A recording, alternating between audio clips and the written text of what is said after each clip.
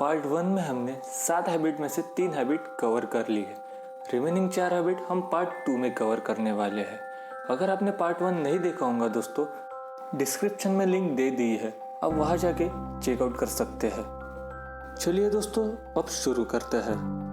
Habit number 4, think win win. Kunal एक student था, उसे ऑनलाइन बिजनेस स्टार्ट करना था, मगर उसके पास कैपिटल की कमी थी। उसने एक दिन सड़क पर हैंडमेड प्रोडक्ट बनाने वाले को देखा। वह आदमी अपने हाथों से बाम्बू के डिफरेंट प्रोडक्ट बनाकर बेच रहा था। वह प्रोडक्ट बेहद सुंदर थे। फिर कुणाल के दिमाग में एक आइडिया आया। उसने सोचा, अगर मैं इस प्रोडक्ट को प्रॉपर लेवलिंग एंड ब्रांडिंग कर लूँ तो ऑनलाइन में इससे बहुत पैसा कमा सकता हूँ। फिर उसने उस आदमी के साथ एक डील की। वह डील ऐसी थी कि प्रोडक्ट वह आदमी बनाएगा और कुणाल इसे ऑनलाइन सेल करेंगे और जो भी प्रॉफिट आएगा उसे वो 50-50 शेयर करेंगे। कुणाल ने यहाँ विन विन सिचुएशन का यूज़ किया। कुणाल ने एक ऐसी डील क्रैक की, एक ऐसी डील बनाई जहाँ उन दोनों पार्टी का भी फायदा था। दोस्तों, हमारी मेंटेलिटी ही ऐसी बनी है, हमें लगता है कि जीतने के लिए किसी का हारना, किसी को हराना ज़रूरी है। मगर हमें दोस्तों ऐसे स्केर्सिटी मेंटालिटी की जगह अबेंडेंस मेंटालिटी रखनी चाहिए। हमें इस तरह सोचना चाहिए कि इस दुनिया में सबके लिए कुछ ना कुछ ज़रूर है। अभी आपकी बारी है दोस्तों, आपको भी जितना हो सके उतना विन विन सिचुएशन क्रिएट करना है। उससे आपके साथ साथ दूसरों का भी फ़ायदा हो सके। Habit number 5, seek first to understand and then to be understood. पहले समझने की कोशिश करें, फिर समझे जाने की। मान लीजिए आपको अपनी आंखों में कोई परेशानी हो रही है और आप मदद के लिए आंखों के डॉक्टर के पास जाते हैं। थोड़ी देर तक आपकी तकलीफ सुनने के बाद वह अपना चश्मा उतारकर आपके हाथों में थमा देता है। वह कहता है, इसे पहन लीजिए। यह चश्मा 10 सालों से लगा रहा हूँ और इससे मुझे सचमुच फ़ायदा हुआ है। मेरे पास घर पर ही ऐसा एक चश्मा और है, आप चाहे तो इसे ले जा सकते हैं। डॉक्टर की इन सारी बातों को सुनकर आप कभी उस डॉक्टर के पास चेकअप के लिए जाओगे? शायद ही कभी। हम भी दोस्तों कहीं ना कहीं इसी डॉक्टर की तरह होते हैं। हम बातों को समझे बिना ही उस पर रिएक्शन, ओपिनियन दे देते हैं।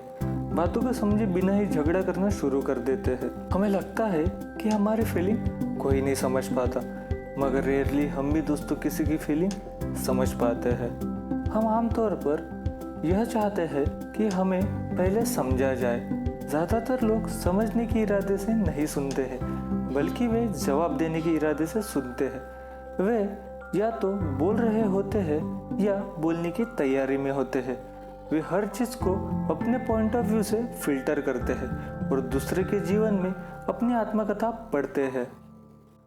दोस्तों, आप भी पहले सामने वाले की बातें समझने की कोशिश करें, बाद में अपना ओपिनियन दे।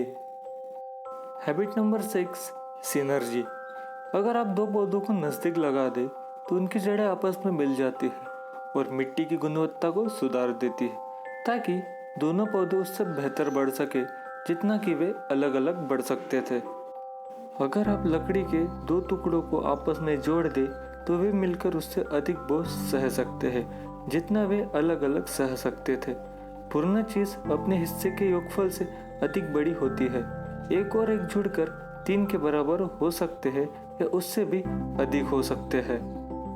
चलिए इसे एग्जाम्पल के थ्रू समझते हैं। नील, नितिन, मुकेश ये 3 दोस्त हैं। नील सिविल इंजीनियर है, नितिन आर्किटेक्चरर है और मुकेश ने MBA किया है। तीनों ही दोस्तों को अपना खुद का बिजनेस स्टार्ट करना था। उन्हें अपनी एक कंस्ट्रक्शन कंपनी स्टार्ट करनी थी। उन्होंने अलग अलग बिजनेस स्टार्ट न करते हुए मिलकर एक कंस्ट्रक्शन कंपनी स्टार्ट कर दी, जहां एक के बजाय तीनों का नॉलेज, स्किल एंड टाइम का यूज़ हो रहा था। यहाँ उन्होंने सिनर्जी का यूज़ किया और win win win situation create की। इसके कारण उनका बिजनेस तेज़ी से बढ़ तो गया, मगर उनके फेलियर के चांसेस भी 3 गुना कम हो गए। Habit number 7, sharpen the saw. आरी की धार तेज करे।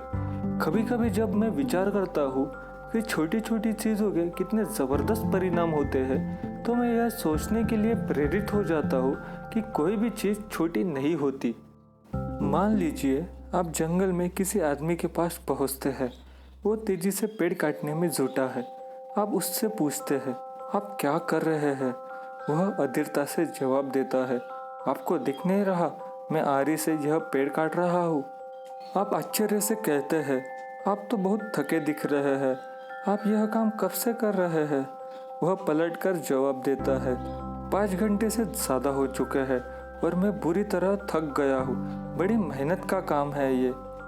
आप उन्हें सुझाव देते हैं, आप कुछ देर आराम कर ले और अपनी आरी की धार तेज कर ले।